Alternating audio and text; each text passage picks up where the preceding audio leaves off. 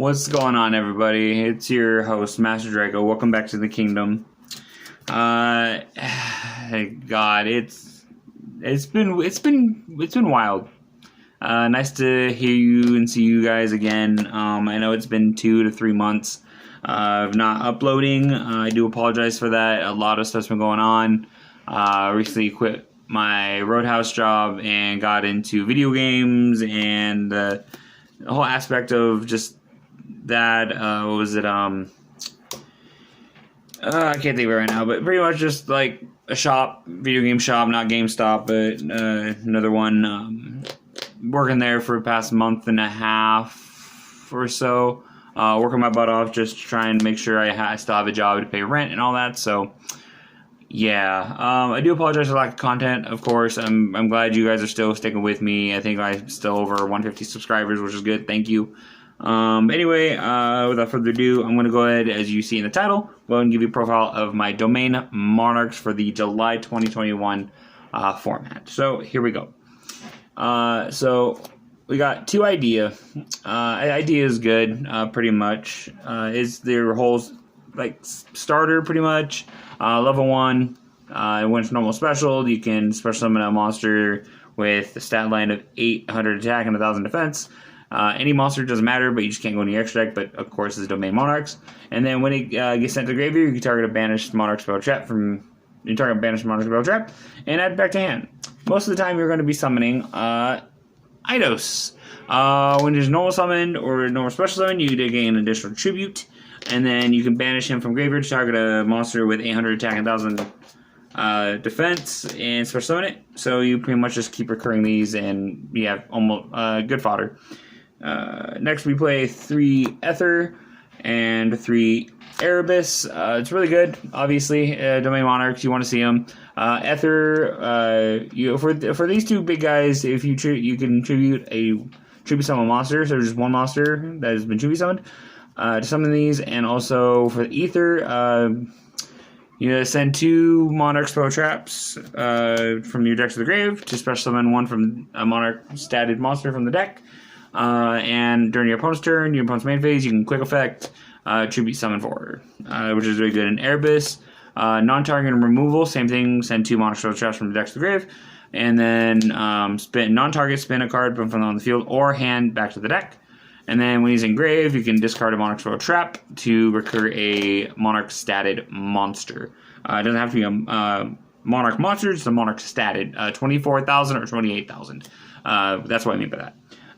So for the last Monarch we play, essentially, is Karaz. Karaz target 2 cards on the field.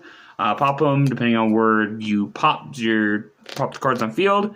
If it's 2 from your side, draw 2. 2 on your opponent's side, they draw 2, or 1 from each, you each draw 1 card.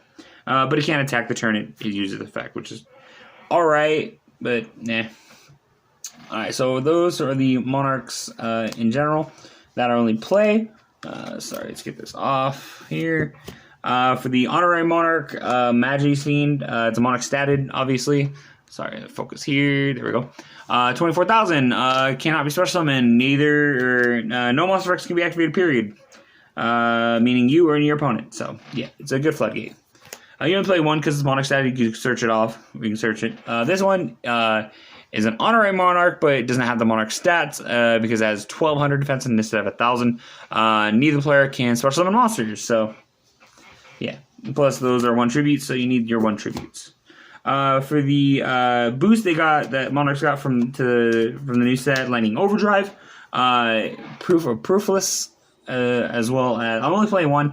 If you guys don't know, so you can special summon it, and then if you control no special summon monster, you can special summon this, and then activate this effect to gain an additional tribute, but you can't, what was it?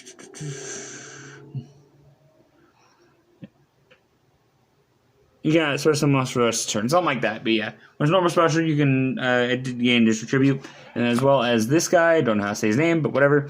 When you put him in the pen scale, you can destroy him, draw a card, and if he's the only one face up in the extra deck, you special summon from the extra deck. So yeah, you want to get this before Idea, that way you have another tribute fodder monster, if you know, or anything in general that you don't want to special summon from that restricts you from the extra deck.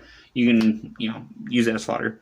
So that's for the monsters. It's pretty. I've been having good luck with this deck, but with that, let's go and keep going. One Foolish, one Rhoda, and then one Upstart and one 1-for-1. Good, powerful one-ofs. Like the most powerful. Like these are the most powerful one-ofs in Monarchs you can ever get. I mean, Upstart Goblin, sure, but what are you gonna do?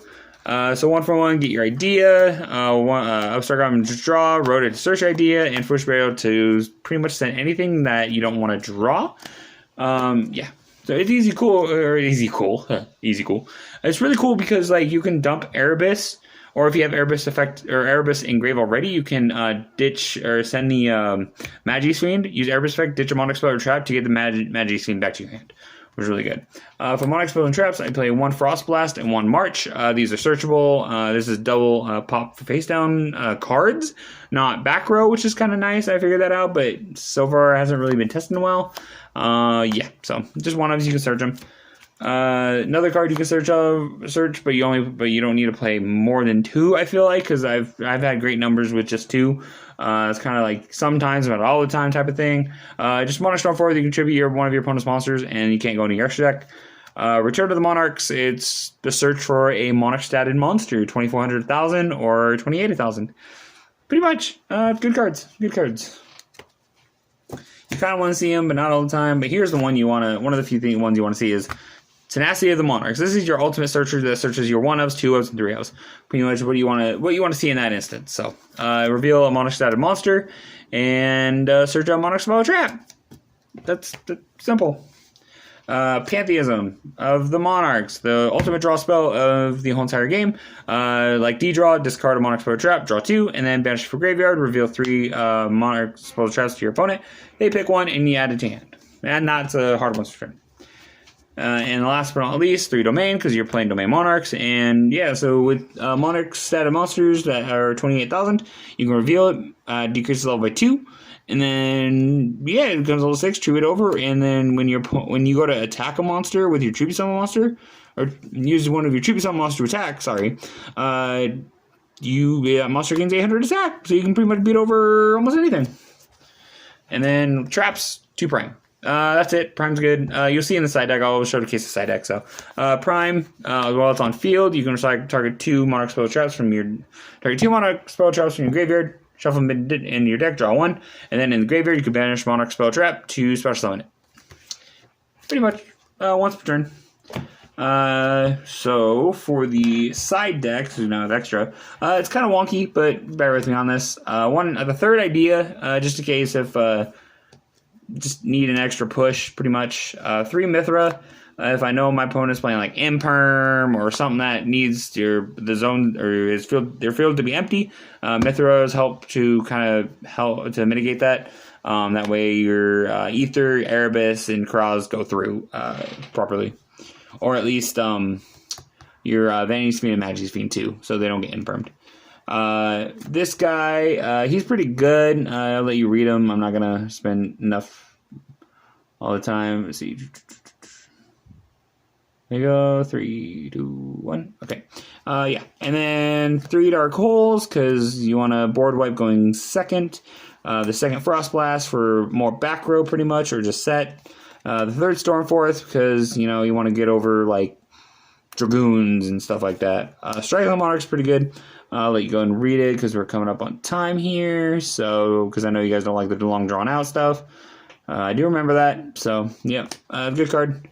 Escalation, it's pretty much a quick tribute on during your opponent's turn for any of your monarchs, not just like Ether, so which is nice. Battle phase or opponent's main phase or battle phase, so you can interrupt them. And then just one Monarchs Erupt, because Tenacity can search it out if you need it, if you don't have that Magic Fiend or Vanity Fiend, so.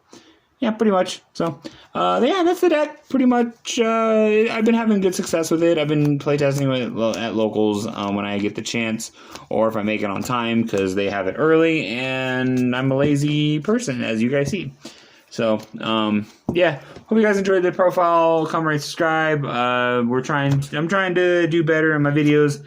That way, I can get more content out for you guys. If you guys want to see my domain, or my Dogmatica Invoked list I took the locals and got first place with. Let me know in the comments down below, and that way I can get it out to you as soon as possible. If you guys don't want to see it, well, I know if you don't comment, you don't want to see it. So, yeah, I've had a lot of fun with that. Changed it up quite a lot.